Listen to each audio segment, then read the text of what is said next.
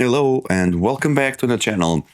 Today I bring you a game called The King is Dead. This is a national edition, but I really would like to open it as soon as possible to be able to show you what is inside. But not only that, also the fact that I got this game for my birthday, which happened some days ago when I announced all the new videos in the channel. So I really want to try to play with them before they go back to their own countries after this holiday season. So that's why I'm rushing. The King is Dead from Pierre Sylvester. This is from Osprey Games, but from Mibo as well. Okay. One thing that a disclaimer, I've never played this game, but one thing that I noticed immediately is that the box is full of air. Yeah, the box is full of air. You can hear that. And I'm not sure if you can hear or not, but it seems like the game doesn't need to have such a big box. But anyway, let's see what is inside. It's not in English, I know, but then the king is dead. And the kingdom is divided into three factions, the Scottish, the Welsh, and the English, that are disputing the power on all these areas. And let's see how that goes. And let's see what is inside. The king is dead. The game has a very colorful and picturesque artwork that is trying to resemble which I believe is like tapestry from the medieval times or something like that. And the cards themselves will reflect that. I hope you're not waiting for a how to play video, because since I've never played the game, I only know some basic stuff about it. But definitely I would like to show you the content. So at least this edition, the cover is strange. It feels like it has some dust. You see that? Wow, this is strange. I know this was a gift from my friends and I'm making this video public, but I just removed the plastic. I'm passing my hand on the game and the hand is dusty, which is strange. Was this resealed? Was this game resealed? Was the dust outside? Okay, so let's do the test here. There's no dust here, no black dust. And it seems like there's no black dust as well. But here, the cover, I can feel it with my hand. I can feel there's something in the cover. Yeah, that's super strange. Okay, let's see what can we find in the inside, because I don't want to put some fingertips in the game, which looks like to have a very whitish color. Okay, so there's a manual there. King is Dead, a bit of flavor. I like the art, as I mentioned. This was illustrated by Benoit Billion, I don't know. Introduction. Okay, you'll see the components. There are the action cards and the advanced action cards, so you can play the basic mode and then the advanced mode, which has more things. The map of England is divided, the Great Britain is divided into regions, which you'll try to do area control during 8 rounds, and in the end, whoever controls more factions or has more cubes from the winning faction wins the game. Okay, so that's the end of the game already here. Okay, there's a coronation, which you will see which faction will have more regions. Okay, and if you have better support on that faction, you win the game. And there's also a 4-player game, which has some different rules here. Here we can see the cards themselves. I'll explain all of them. That's it. Super simple game. Inside what we can... there it is. Where's the game? Where's the game? So 2 bags of wooden pieces and a deck of cards. That's it. That's the game. Here's the game in the board. And then a very big empty box. I know this was a gift, friends, if you're watching. Thank you. I love you. Love you guys. But what we are doing here is different with the video. You know that. So nothing on the other side. And there it is.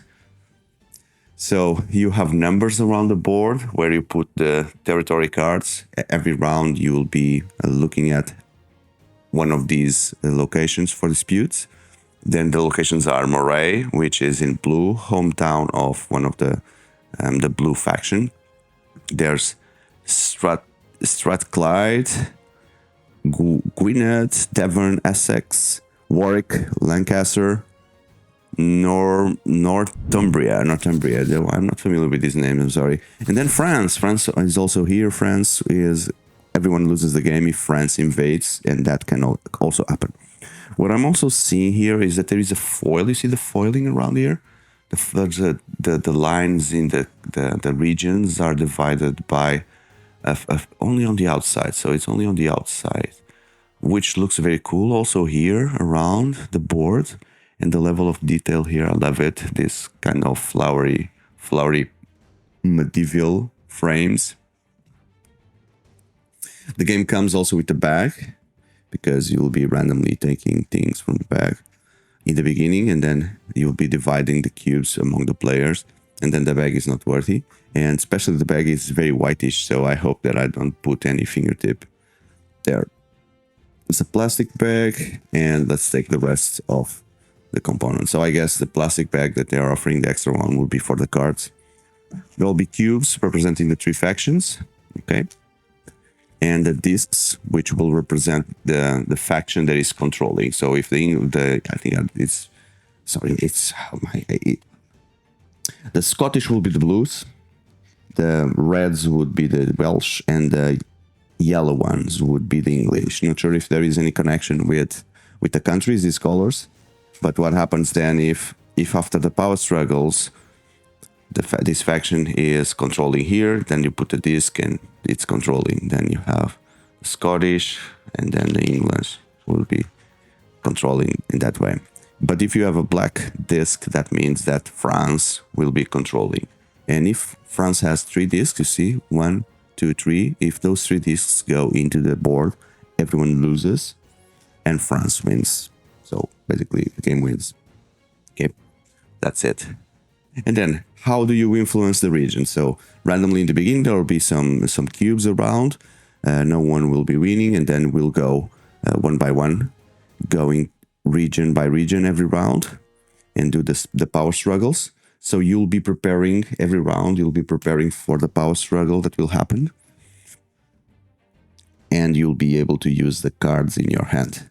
But this game also has a careful hand management, because the cards that you'll have in your hand, if I'm able to take them out from here, just 1 second for me to focus, you'll need to manage them properly. Oh, I just hit the microphone and the camera. Amazing. It always happens. You need to manage them quite well, because once you use a card, you won't get that card anymore. Okay. And you can use all the cards in the first round, and then there's nothing for you to do in the rest of the game. Cool. So this is the winning card, where you see it's called the coronation. You see here you put the one that has more, second and third. And if you get a tie for the influence on the first faction, you see even tie on the third one. Okay. And then if there is no coronation, then what happens is the invasion mode, and we see whoever has more set of 3 cubes from each of these colors, which means that you've been influencing all the 3 factions equally, and if you have more of these trios, you win the game. And then if there is a tie, it wins the player that played a card less time ago. Okay, good. So let's take a look at the card. I don't know why this is all messed up here. Yeah, this is all messed up. So I need to take these cards out first in order for me to explain. Yeah, like this. So these are the 8 regions that we have. 1, 2, 3, 4, 5, 6, 7, 8. Okay, we see Devon, Essex, Moray, Northumbria, Gwynedd, Lancaster, Strathclyde. This one is the most difficult for me, and Warwick. And then in the beginning of the game, randomly, you'll put them around the map like that. You see here. And then in the end of each round, after everyone has passed, you will look at the first one and you will resolve that power struggle. Then the game continues until everyone passes. You resolve the power struggle in Strathclyde, in this case, and etc., until you resolve the power struggles in all 8 areas. And the way you prepare yourself for the power struggles is then through the cards. Okay, the cards also have. Is there a flashy foil thing? No, it's just because they're brand new. But the cards are very thick. They are very thick. They're very thick cards here. Okay, so every player will have the same amount of cards in their hand, and they will have the same actions. The actions will be something like if you are playing, if you want to support of English, then you can get, this looks like an egg, right? A fried egg. Am I the only one seeing here an egg? Okay. Anyway, this is where you call the English support. You get 2 cubes from here, which is the reserve. You get them, and you need to put around adjacent to the hometown of the English, or in the beginning there's no hometown. There's only one hometown, or any region that is controlled by the English, which means the disc, where the disc is, right? So the hometown will be here, but then if it's here, you can put it adjacent to any of those regions there. The same thing with the Welsh, and the same thing with the Scottish. That's how you place the troops. So you are not, don't forget, you are not representing any as a player. You're not playing for any of these factions. You're playing for yourself and to prepare yourself to influence all these factions in order for when one of them wins, you'll be the one supporting the most, okay? So you're like behind the court. Then you have a maneuver where you can change, and you can change cubes in the map. You can do an outmaneuver, which is change 1 from a region with 2 from another region, any color. You can recruit, which is going to the reserve and get 1 cube of each color and place them anywhere to recruits, and then negotiate.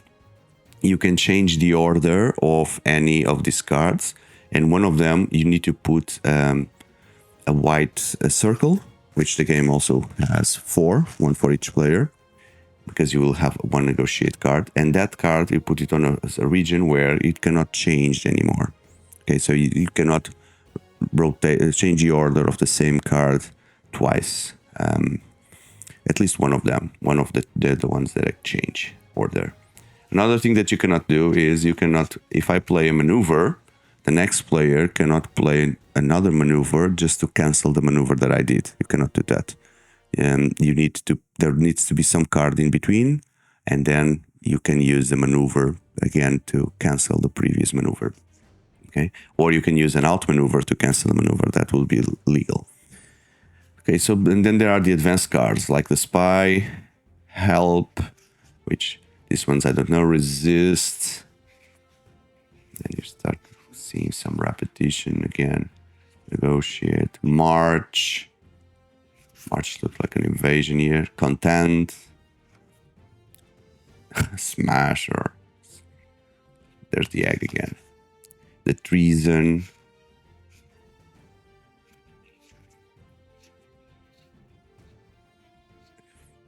Are we missing something? The ambush card, influence card, suffocate card. Sounds like the kind of game that I really appreciate. Area control with action cards. Oh, there's the conspiracy as well. The conspiracy card. The decree card. And that's it. Cool. Okay. So, you always need to, you don't need to play a card, but you can play cards just for playing a card, because there is a second objective for you when you play a card. You always choose one of the cubes in the map and take that cube into your, what is called court, into your side of the game, which means that those are very important cubes. You start with 2 randomly given to you, 2 of these. And then throughout the game, every time you play a card, you can take another cube. So you'll be accumulating cubes in front of you from any color. And those are the cubes where you influence those regions. Okay, so if you end up having more red cubes than any other player, and the red faction, the Welsh, win by having the most territories, then you win the game. That's it. That's how it works. So this was The King is Dead. I hope you have enjoyed it. I'm sure I will love playing it. with from my friends. And if so, don't forget to hit that like button and consider subscribing. I have a playlist dedicated to major board games out there, as well as card games. And recently I've been releasing what I call the Table Talks show, where I'm meeting people and talking about their journeys and play games at the same time. So I truly believe you'll find interesting content in the channel to consider subscribing and be part of this community. Thank you, and I hope to see you on the next one. Goodbye.